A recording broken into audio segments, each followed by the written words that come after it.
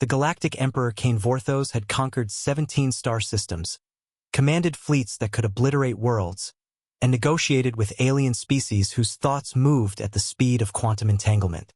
Yet sitting in this dimly lit establishment on Kepler 442b, watching his 12-year-old son Marcus stare at his untouched synth burger, he felt utterly powerless. Marcus had been born without vocal cords, a rare genetic anomaly that even the Empire's most advanced medical technology couldn't repair without risking damage to his neural pathways. The boy communicated through a neural interface device, but Cain knew his son longed for something more natural, more human. "Your Majesty," the establishment's owner had stammered when they arrived, "we would be honored to prepare our finest. Just treat us like any other customers." Cain had interrupted, removing his ceremonial insignia. "We're here as father and son, nothing more." Now, surrounded by the hum of conversation from traders, miners, and colonists, Cain watched Marcus pick at his food. The boy's neural interface flickered softly at his temple, but he rarely used it outside of formal settings. Here, among strangers, he retreated into silence. A young woman approached their table, her movement fluid despite the establishment's 1.2 g artificial gravity. She wore the simple uniform of a server, her auburn hair pulled back in a practical ponytail.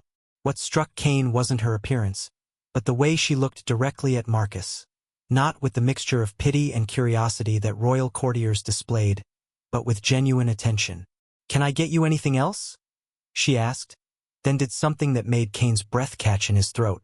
Her hands moved in precise, graceful gestures. Sign language. Marcus's eyes widened, and for the first time in months, Cain saw his son's face light up with something approaching joy. The boy's hands trembled as he slowly began to respond, his movements uncertain but eager. "My name is Marcus," he signed. "I'm Elena," she replied, her gestures smooth and confident. "That's a strong name." Cain sat frozen, watching an impossible conversation unfold. In all his travels across the galaxy, among dozens of worlds and hundreds of species, he had never encountered another human who knew sign language. The old Earth languages had been largely abandoned in favor of neural interfaces and universal translators. Yet here was this young woman, on a frontier mining world, communicating with his son as if it were the most natural thing in the universe. "How did you learn?" Marcus asked, his movements becoming more fluid with each exchange. "My little brother," Elena signed back. "He was born during the journey here.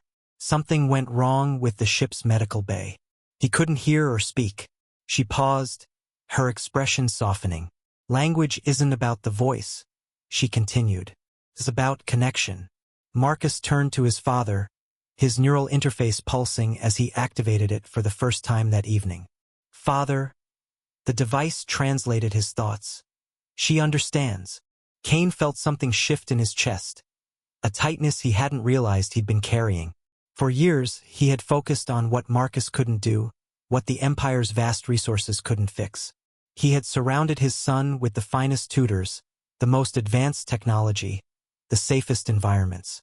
But he had never found him what he truly needed, someone who spoke his language. "Elena," Cain said quietly, "would you be interested in a position at the Imperial Academy? We have other children there who might benefit from your expertise." She glanced between father and son, seeming to understand something unspoken. "Would you like that?" She signed to Marcus. The boy's response was immediate and emphatic. "Yes." As they prepared to leave, Marcus walked beside Elena, their hands dancing in animated conversation. Cain followed behind, watching his son communicate with an enthusiasm he'd never seen before. The emperor who had conquered star systems realized he had just witnessed the most important negotiation of his reign, not for territory or resources, but for his son's place in the universe.